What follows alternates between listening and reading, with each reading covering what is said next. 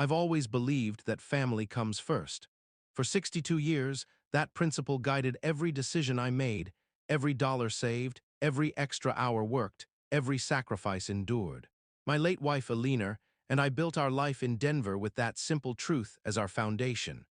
We weren't wealthy by any means, but through decades of hard work at my construction company, smart investments, and careful planning, we managed to create something meaningful, something I thought would last. Alina passed 5 years ago breast cancer that moved too quickly for any of us to process. After 40 years of marriage, I found myself alone in our three-bedroom house in the Highlands neighborhood, surrounded by memories and the life we'd built together. Our daughter, Melissa, had already moved out years before, married to Richard Porter, a financial advisor with what I once thought was a promising career ahead of him. They gave us two beautiful grandchildren, Emma and Tyler, now 14 and 12. After Alina died, I threw myself into my business. Even at my age, I couldn't bear the silence of an empty house. Construction had been my life since I was 19, and Stevens Construction had grown from just me and a pickup truck to a respected mid-sized commercial contractor employing 35 people. We specialized in medical office buildings and smaller commercial projects, nothing flashy, but reliable work with decent margins. I'd planned to retire at 65, but after losing Alina, the company became my reason to get up each morning. I still remember the day everything changed. It was a crisp October afternoon, unusually warm for Colorado that time of year. The aspen trees had turned their brilliant gold, and I was enjoying a rare day off, puttering around in my garage workshop.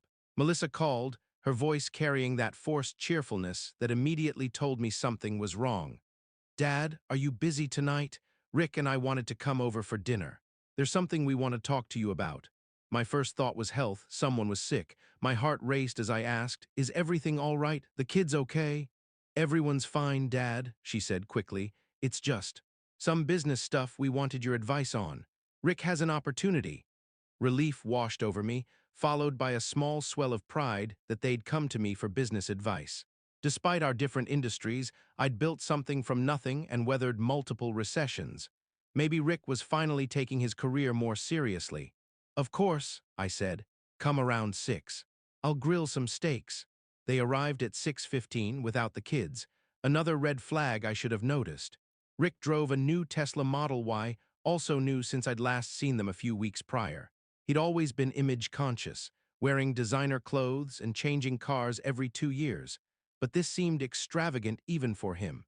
I'd never understood how he afforded his lifestyle on what I assumed was a financial advisor's salary, but I kept those thoughts to myself. Alina had always reminded me that their finances weren't my business. "Nice car," I commented as they walked up the driveway.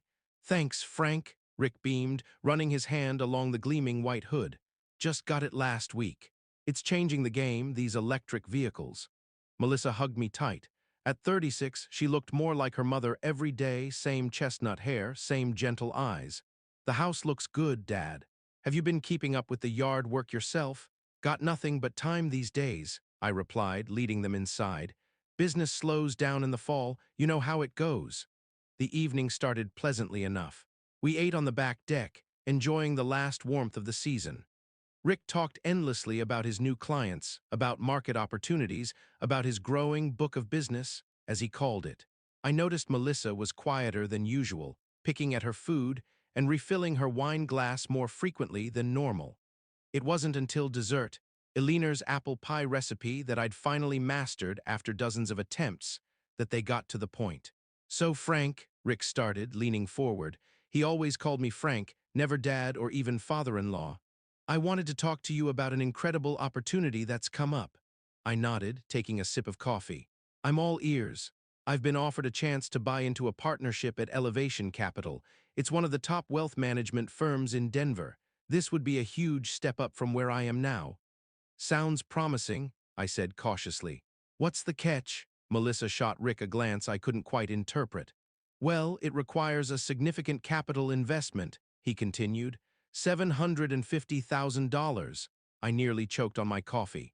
$750,000? That's steep for a buy-in. "It's actually below market," Rick countered smoothly.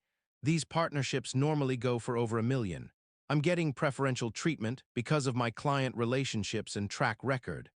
I looked at Melissa, who was staring intently at the wooden deck planks. And you too have this kind of money saved up? Rick cleared his throat.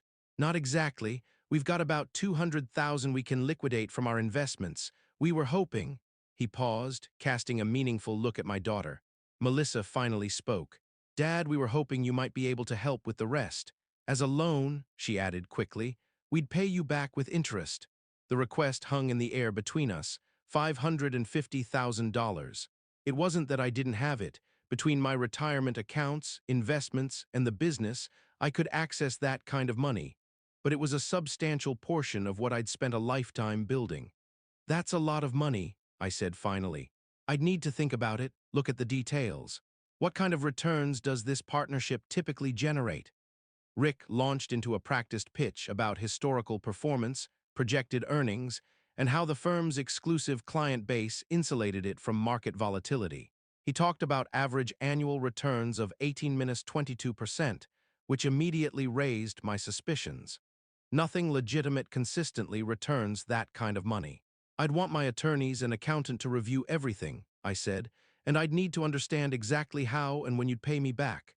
Of course, Rick said, his smile not quite reaching his eyes.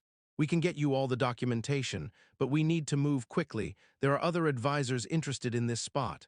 How quickly? I asked. 2 weeks, he replied. Ideally sooner. I sat back in my chair, studying my son-in-law. In the fading light of evening, with the mountains silhouetted behind him, I tried to read his intentions. Was this legitimate? Rick had always struck me as ambitious, but somewhat superficial. He talked a good game about finance, but I'd never seen evidence of the kind of business acumen that would warrant this level of investment. Let me see the paperwork first, I said finally. Then we'll talk terms. The relief on Melissa's face was palpable. She reached across the table and squeezed my hand. Thanks, Dad. This means everything to Rick's career. To our future. Over the next week, Rick sent over various documents, partnership agreements, performance histories, client testimonials. I had my longtime business attorney, Martin Goldstein, review everything. Martin had been with me for over 20 years, helping navigate contracts, acquisitions, and the occasional lawsuit. I trusted his judgment implicitly. Frank, Martin said when we met at his downtown office, on paper, this looks legitimate. Elevation Capital is a real firm with a decent reputation, but something feels off about this partnership offer. How so? I asked, flipping through the marked-up agreement he'd prepared. For one, the buy-in price is unusually high for someone at Richard's experience level. Typically, these firms bring in junior partners at a much lower entry point and let them earn their way up. And the projected returns are optimistic, to put it charitably. I nodded, having had the same concerns. What about the repayment terms to me? Martin frowned. That's another red flag. The proposed loan agreement is vague on repayment timing. It essentially gives them discretion on when to start repaying principal based on partnership distribution schedules. You could be waiting years for your money, assuming it ever materializes. I sat back, rubbing my face. So you're saying I shouldn't do this? I'm saying proceed with extreme caution. If you do move forward, we need to tighten up these repayment terms substantially. Make it a proper business loan with fixed payments, collateral, the works. I left Martin's office troubled. That evening, I called Melissa, asking her and Rick to come by the house again, this time without the fancy dinner. I wanted a serious conversation. They arrived looking expectant. Rick had that eager, almost predatory smile that reminded me of salesmen who tried to upsell me on unnecessary equipment over the years. I've reviewed everything, I began once we were seated in the living room. And I have concerns. Rick's smile faltered slightly. What kind of concerns? The buy-in price seems inflated, the repayment terms are too vague, and frankly, the whole thing feels rushed. Melissa shifted uncomfortably on the sofa. Dad, this is a time-sensitive opportunity. Rick's been working toward this for years. I understand that, I replied, but we're talking about a significant portion of my retirement savings. I need to be careful. Rick leaned forward, his expression earnest. Frank, I get it. You've worked hard for your money, but this is a sure thing. The clients I'd be bringing over represent over $120 million in assets under management. Even at a conservative 1% management fee, that's $1.2 million in annual revenue. Then why can't you get a bank loan? I countered. Or find other investors? Banks don't understand our business model, he said dismissively. And outside investors would dilute my ownership stake. This is a family opportunity. I want to keep it in the family. The phrase struck me as odd. If it was such a good opportunity, why was family the only option? I'm willing to help, I said finally, but with conditions. I want a formal loan agreement with monthly payments beginning immediately. I want a second position on your house as collateral. And I want detailed quarterly reports on the partnership's performance. Rick's expression darkened almost imperceptibly. He glanced at Melissa, who gave a slight nod. That seems unnecessarily formal, Rick said. We're family after all. Family or not, this is business, I replied firmly. And in business, everything needs to be clear and documented. After some back and forth, they reluctantly agreed to my terms. Martin drew up a formal loan agreement with a 5-year repayment schedule, 6% interest, and the security interests I'd requested. 2 weeks later, I transferred $550,000 to their account, feeling a mixture of hope and unease. The first payment came on schedule, as did the second and third. Rick sent perfunctory email updates about the partnership, always optimistic but oddly vague on specifics. I tried to give him the benefit of the doubt. Building a client base takes time, I reasoned. 4 months after making the loan, I invited the whole family over for Sunday dinner, something Alina and I had done religiously when she was alive. I missed seeing my grandchildren, and part of me wanted to check in on how things were going with the partnership in a more casual setting. It was during that dinner that I first noticed troubling signs. Rick and Melissa arrived in not one but 2 new vehicles. He still had his Tesla, but she was now driving a Range Rover. Emma, my granddaughter, mentioned their spring break plans to Hawaii, staying at the Four Seasons in Maui. Tyler showed me his new gaming setup that had apparently cost thousands. None of this aligned with a family carefully managing cash flow while paying back a substantial loan. After dinner, while the kids were playing in the yard and Melissa was clearing dishes, I pulled Rick aside. "How's the partnership going?" I asked. "Seems like things must be going well, given the new car and vacation plans." Rick smiled broadly. "It's going great, Frank. Better than projected, actually. We've already brought over more clients than expected." "That's good to hear," I said. "Any chance you might be able to accelerate the loan repayment then? Maybe increase the monthly payments?" His smile tightened. "Actually, we're reinvesting most of the distributions back into the business. The cars were necessary for client appearances. You understand how image matters in finance. And the vacation was planned before all this." Something in his tone didn't sit right with me. I nodded and let it go for the moment, but that night, after they'd left, I found myself unable to sleep. A nagging feeling kept me awake, the same instinct that had saved me from bad business deals over the decades. The next morning, I called an old friend, Daniel Hoffman, who had retired from a legitimate wealth management firm several years earlier. Without mentioning Rick by name, I described the partnership opportunity and asked for his assessment. "Frank, that doesn't sound right," Daniel said bluntly. "Partnership buy-ins at reputable firms are usually structured as earn-ins over time, not massive upfront payments. And the returns they're promising? In this market, not realistic unless they're doing something shady or taking enormous risks with client money." His words confirmed my growing suspicions. Over the next week, I did something I never thought I'd do. I began investigating my own son-in-law. I hired a private investigator, Michael Torres, a former Denver PD detective who now specialized in financial fraud cases. "I need absolute discretion," I told him during our initial meeting at a quiet coffee shop downtown. "This involves family," Michael nodded, his weathered face giving away nothing. "I understand. What exactly are we looking for?" "I need to know if my son-in-law's partnership at Elevation Capital is legitimate, and I need to know where my money is actually going." Michael took a sip of his black coffee. "Family financial situations are complicated. Are you sure you want to pull this thread?" "I need to know the truth," I said firmly, "for my daughter's sake as much as my own." 2 weeks later, Michael requested a meeting at his small office near the courthouse. The space was sparse and functional, with filing cabinets lining one wall and a desk cluttered with papers and folders. "What did you find?" I asked, settling into a worn leather chair across from him. Michael slid a folder across the desk.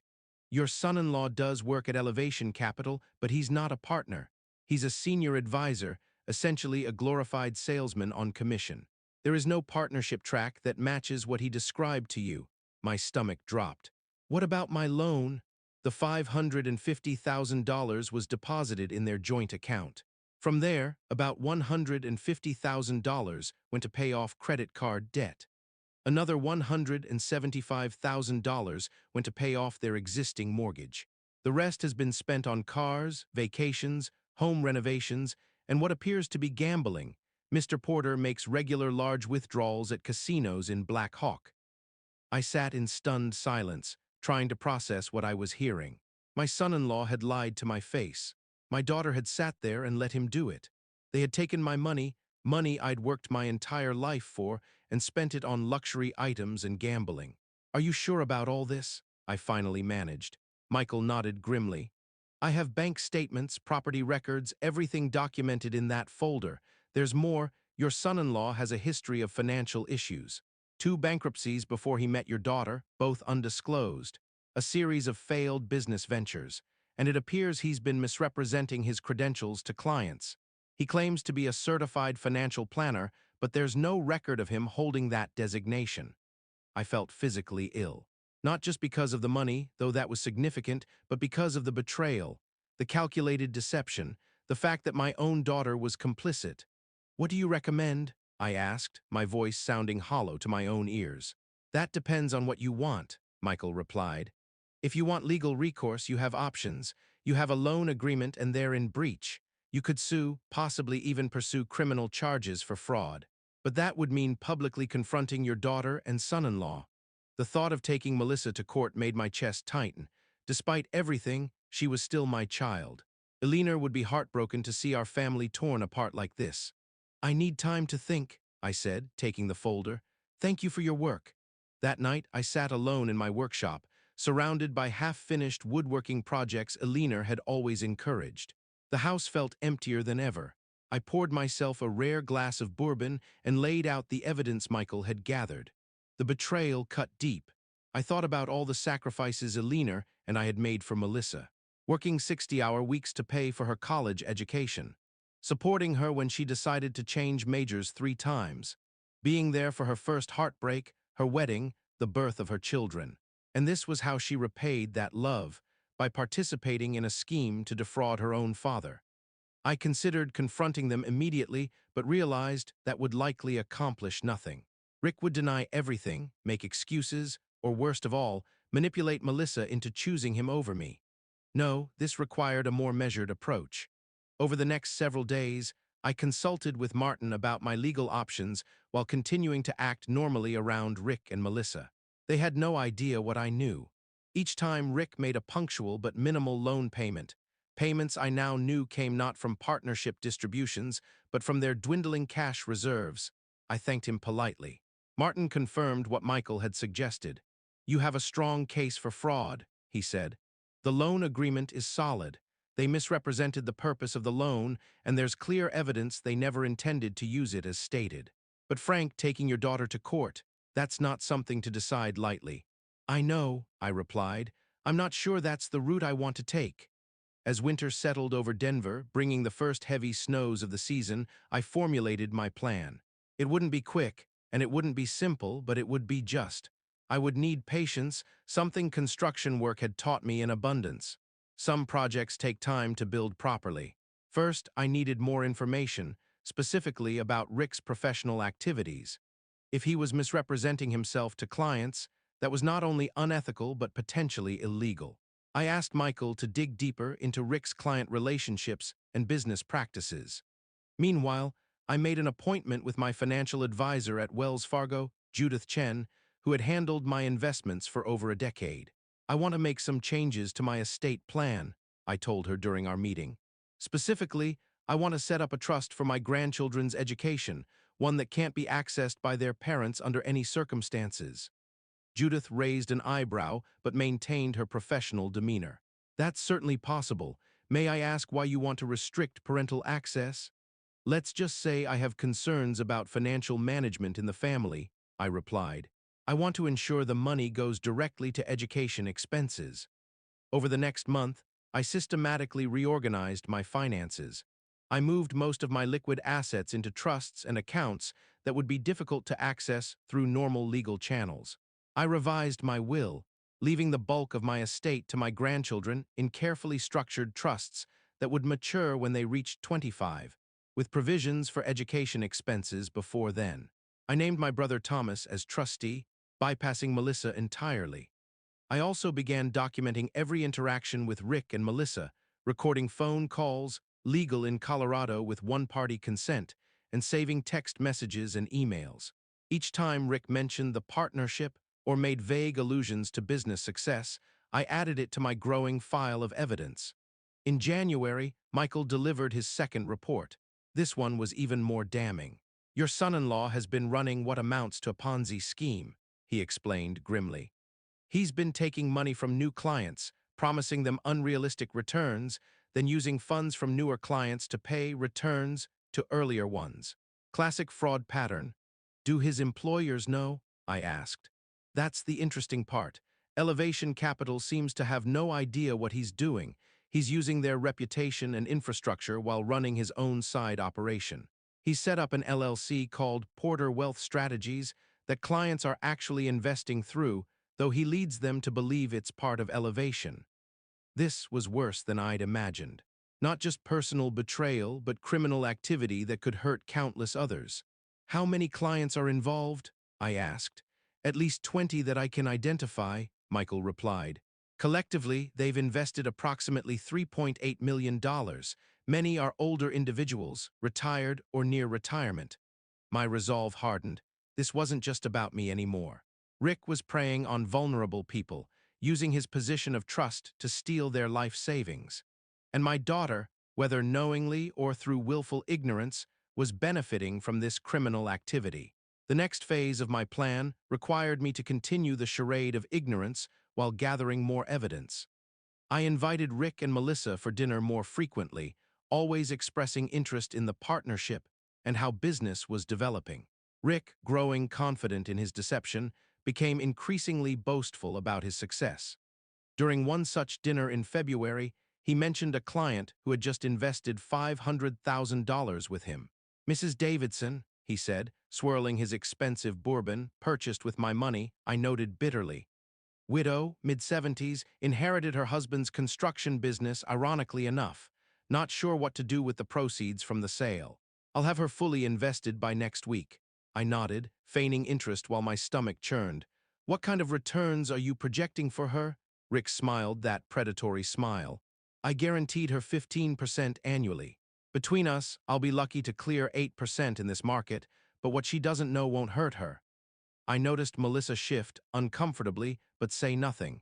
It confirmed my suspicion that she wasn't completely ignorant of Rick's activities. That night after they left, I made a decision. It was time to move from information gathering to action. The next morning, I called Michael. I need to know everything about this Mrs. Davidson, I said, and I need a comprehensive list of all of Rick's clients you can identify. Over the next week, Michael provided me with names, contact information, and investment amounts for 15 of Rick's clients. Most were older individuals, many with connections to the construction industry or related fields, people who might have heard of me or my company, which explained how Rick had gained their trust. The next step was delicate. I needed to warn these people without tipping off Rick. I decided to start with Mrs. Davidson, as her investment was recent and substantial. I called her directly, introducing myself as a fellow construction industry veteran interested in discussing her husband's former business. She agreed to meet me for coffee at a quiet cafe near her home in Cherry Creek. Barbara Davidson was a dignified woman in her late 70s, with silver hair and alert blue eyes that evaluated me carefully as I approached her table. "Thank you for meeting me, Mrs. Davidson," I said, sitting down across from her. "I appreciate your time." "Please call me Barbara," she replied. "Now, you said you wanted to discuss Harold's business. Did you know my husband?" We crossed paths occasionally, I said, which was true. Denver's construction community was tight-knit. But that's not the real reason I asked to meet you. Her eyebrows rose slightly. Oh, I took a deep breath. I understand you recently made an investment with Richard Porter, who presented himself as a partner at Elevation Capital. Her expression shifted to one of surprise, then caution. Yes, that's correct. How do you know that? Because Richard Porter is my son-in-law, I said quietly, and I have reason to believe he's misrepresenting himself and potentially defrauding his clients. For the next hour, I carefully explained everything I had discovered, showing her copies of the documentation Michael had gathered. I watched as her initial disbelief gave way to anger, then dismay. I just transferred the funds last week, she said, her voice shaking slightly. My entire retirement except for my house. Harold worked his whole life building that company. I know, I said gently, and I'm going to help you get your money back, but I need your assistance to stop Rick from doing this to anyone else. Barbara straightened in her chair, a steely resolve replacing her initial shock. What do you need me to do? First, contact Elevation Capital directly, not through Rick.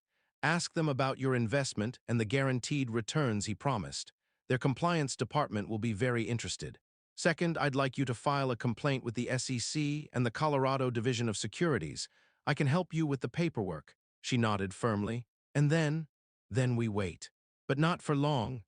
Over the next 2 weeks, I met with 5 more of Rick's clients, all of whom had similar stories. Each one filed complaints with regulatory authorities. I also sent an anonymous tip with detailed documentation to Elevation Capital's compliance department. The trap was set. Now I needed to ensure my own protection, and more importantly, my grandchildren's future, before it snapped shut. I accelerated the process of securing my assets. I sold my company to my 3 top managers through a carefully structured deal that would provide me with ongoing income while keeping the business viable. I made sure the house was protected through an irrevocable trust. Everything was arranged to weather the storm I knew was coming. In early March, about 2 weeks after the complaints had been filed, Rick called me, sounding unusually stressed. "Frank, are you free for dinner tonight? Just us men. There's something I want to discuss with you." "Sure," I replied casually. "Everything okay?" Yeah, just some business stuff I could use your perspective on." "How about Elway's at 7? Elway's was an expensive steakhouse downtown, an odd choice for someone who should be conserving cash to repay a large loan. "Sounds good. See you then." I arrived at the restaurant to find Rick already seated at a corner table, nursing what appeared to be his second scotch. He stood as I approached, his handshake firmer than necessary, his smile not reaching his eyes. "Frank, thanks for coming," he said. "I ordered you a bourbon, hope that's okay." "Fine," I replied, settling into my chair. "What's on your mind, Rick?" He took a long sip of his drink before speaking. "I'm facing a bit of a situation at work. Some regulatory issues, nothing serious, but it's causing some cash flow problems with the partnership." I maintained a neutral expression. "What kind of regulatory issues?" "Just bureaucratic nonsense," he said dismissively. "Some paperwork discrepancies, but it means the partnership distributions are temporarily frozen, which puts me in a difficult position with our loan payments." "I see," I said slowly. "So you're saying you won't be able to make the payments?" "Just temporarily," Rick assured me, leaning forward. "Maybe for 3 to 6 months while this gets sorted out. But I have a proposal that could work out even better for you." I raised an eyebrow, curious what new deception he had concocted. "I'm listening." "I know you've been looking to diversify your investments post-retirement. What if, instead of loan repayments, I brought you in as a client? I could waive all management fees, put you into our highest-performing portfolios. You'd make far more than that 6% interest rate." It took considerable effort not to laugh in his face. Even now, with his scheme crumbling around him, he was trying to rope me into his fraud. "Let me get this straight," I said. "You want me to forgive loan payments and give you more money to invest?" Rick nodded eagerly. "Exactly. It's a win-win. You'll see returns of 15–20% annually, guaranteed." "Nothing in investing is guaranteed, Rick, you know that." His confident expression faltered slightly. Figure of speech. "But our track record speaks for itself." I took a sip of bourbon, contemplating how to proceed. Part of me wanted to confront him immediately, to watch his face as I revealed everything I knew, but timing was crucial. I'll need to think about it, I said finally. This is a significant change from our agreement. Rick's relief was palpable. Of course, take your time. Well, not too much time, he added with a forced laugh. Maybe decide by the end of the week. I'll let you know, I promised. 2 days later, the hammer fell. Michael called early in the morning. The SEC has frozen Porter's assets, he reported. Elevation Capital fired him yesterday after their internal investigation. Criminal charges are likely forthcoming. What about the client's money? I asked. Some of it may be recoverable. The authorities have started tracing fund movements, but a significant portion is gone, spent, or gambled away. I thanked Michael for the update and waited. Sure enough, Melissa called within the hour, her voice tight with panic. Dad, something terrible has happened. Can you come over? Please, we need your help. I agreed to come, steeling myself for what would undoubtedly be an emotional confrontation. When I arrived at their home in Cherry Creek, the mortgage now paid off with my money, I found Melissa red-eyed and Rick pacing nervously in their expansive living room. What's going on? I asked, though I knew perfectly well. Rick ran his hands through his hair. There's been a huge misunderstanding at work. Some clients have made false allegations, and now the SEC is involved. They've frozen our accounts, including access to the partnership funds. I nodded slowly, taking a seat on their leather sofa. That sounds serious. What kind of allegations? Investment fraud, Melissa interjected, her voice cracking. They're saying Rick was running some kind of Ponzi scheme. It's ridiculous. They just don't understand his investment strategy. And what strategy is that? I asked quietly. Rick shot me an irritated glance. It's complicated, Frank. The point is, we're in trouble. We can't access any of our money. We can't even buy groceries. We need a loan to hire a good attorney. Another loan, I said flatly, on top of the $550,000 you already owe me? This is different, Rick insisted. This is a family emergency. Once this misunderstanding is cleared up, we'll be able to repay everything. I looked at my daughter, seeing both Alina and myself in her features. I wondered when she had changed from the honest, kind girl we raised to someone who would participate in defrauding her own father and countless others. Before I agree to anything, I said carefully, I need to understand exactly what happened. No more vague explanations, no more it's complicated. The full truth. Rick and Melissa exchanged glances. Dad, does it really matter? Melissa asked. We're talking about our future, the kids' future. It matters, I said firmly, because I already know the truth. The room went silent. Rick's pacing stopped abruptly. What do you mean? He asked, his voice suddenly wary. I reached into my jacket and pulled out a slim folder. I mean, I know there was never any partnership at Elevation Capital. I know you used my money to pay off your debts, buy luxury items, and fund your gambling habit. And I know you've been defrauding clients, including elderly retirees, out of millions of dollars. Rick's face drained of color. Melissa gasped, her hand going to her mouth. Dad, that's not— Don't, I cut her off. Don't lie to me anymore, Melissa. I have bank statements. I have recordings. I have testimony from your clients. I've known for months. Rick's shock quickly morphed into anger. You've been investigating me? Your own family. What kind of person does that? The kind who was lied to and stolen from by those he trusted most, I replied evenly. The kind who couldn't stand by while others were being victimized. It was a temporary cash flow issue, Rick shouted. I would have made it all back. I just needed time. I shook my head. It was fraud, Rick, plain and simple, and now you're facing the consequences. Melissa was crying openly now. Dad, please, we made a mistake, but we need your help. If not for us, then for Emma and Tyler. They don't deserve to have their father go to prison. Her invocation of the children pierced my heart. My grandchildren were innocent in all this, but enabling their parents' behavior wouldn't help them in the long run. I've already taken care of Emma and Tyler, I said. I've established trusts for their education and future needs. As for you two, I stood up, suddenly feeling every one of my 62 years. You made your choices, now you'll live with the consequences. Rick's face contorted with rage. You sanctimonious old man, he spat. You think you're so perfect? You worked your way through life with a hammer and some nails, and now you judge me. I was building something bigger than you could ever understand. You were stealing, I corrected him. There's nothing complicated about it.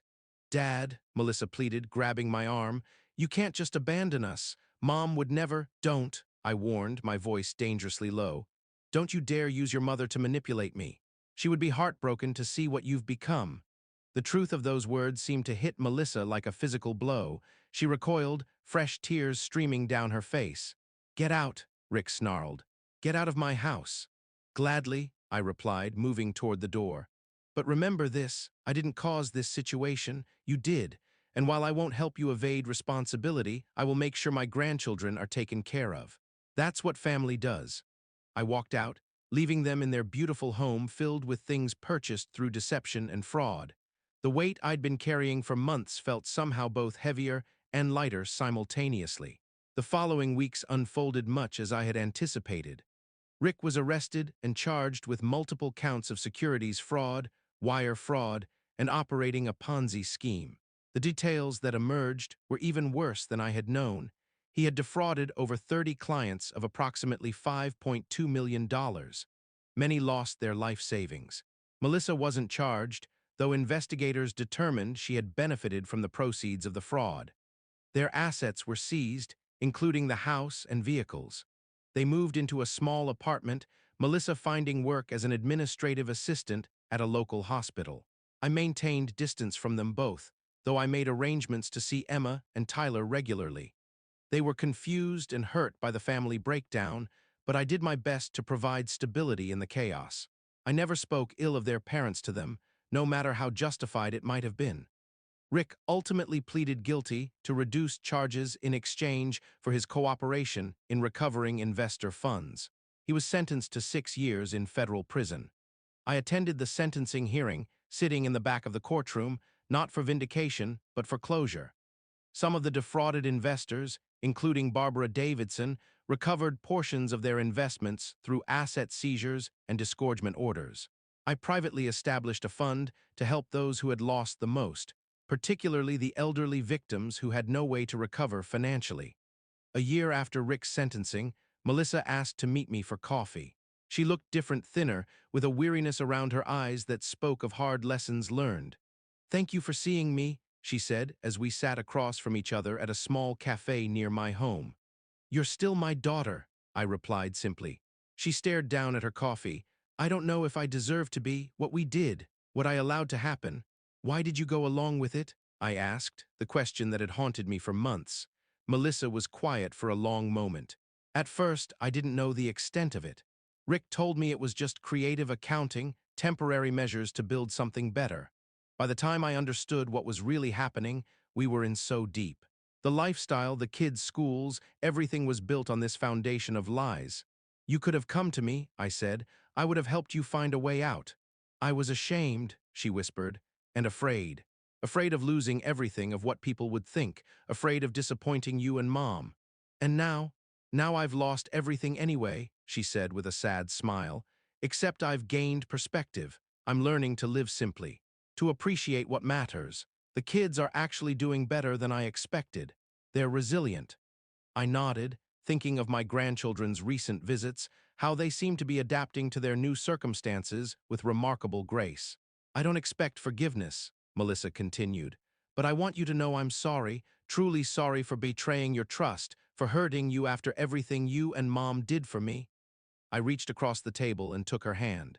It wasn't full forgiveness, that would take time, but it was a start. "We rebuild," I said quietly. "It's what I've done my whole life. When a structure fails, you clear the debris, fix the foundation, and start again. Stronger this time." Tears filled her eyes. "I'd like that." In the years that followed, our family slowly healed. Rick served his sentence and upon release moved to another state to start over. Melissa and I gradually rebuilt our relationship, though it would never be the same innocent bond we once shared. The grandchildren grew, attended college using the trusts I had established, and developed into thoughtful young adults despite the turmoil of their childhood. As for me, I found a new purpose in helping others avoid financial fraud. I established a foundation that provided education and resources for seniors vulnerable to investment scams. I spoke at community centers and retirement homes, sharing my story as a cautionary tale. On quiet evenings, sitting on my back deck watching the Colorado sunset paint the mountains in gold and purple, I sometimes talked to Alina as if she were still beside me. I tell her about our grandchildren's accomplishments, about the lives that have been helped through the foundation, about the slow healing of old wounds. We did our best, I say to the empty chair beside me. We taught the lessons we could. In the end, people make their own choices. And in those moments of reflection, I've found a measure of peace. Not because the betrayal didn't hurt, it did deeply. Not because all the money was recovered, much of it wasn't. But because I chose justice over vengeance, protection over punishment, and ultimately, forgiveness over bitterness. That's the true measure of wealth in a life. Not the dollars in your account or the possessions you accumulate, but the integrity with which you face life's hardest moments. It's a lesson learned through pain, but one worth passing on. Sometimes the greatest act of love isn't giving everything away, it's holding people accountable while leaving the door open for redemption. That's what family really means. If you like this story, please like this video, subscribe to the channel, and share your impressions of this story in the comments. To listen to the next story, click on the box on the left.